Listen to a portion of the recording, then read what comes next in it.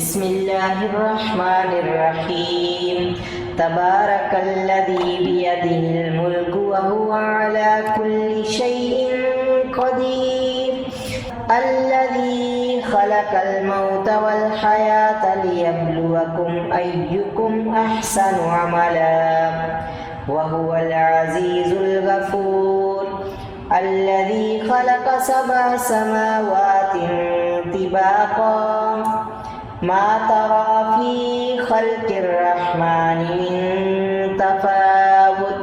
فارجع البصر هل ترى من فطور ثم ارجع البصر كرتين ينقلب إليك البصر خاسئا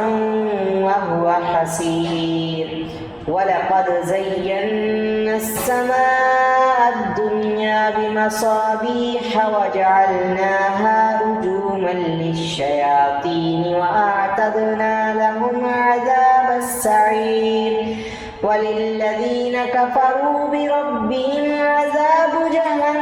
جهنم وبئس المصير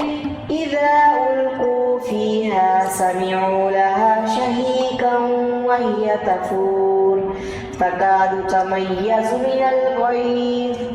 كلما ألقي فيها فوج سألهم خزنتها ألم يأتكم نذير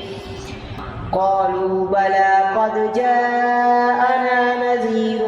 فكذبنا وقلنا ما نزل الله من شيء إن أنتم إلا في ضلال كبير وقالوا لو كنا نسمع أو نعقل ما كنا في أصحاب السعير صدق الله العظيم.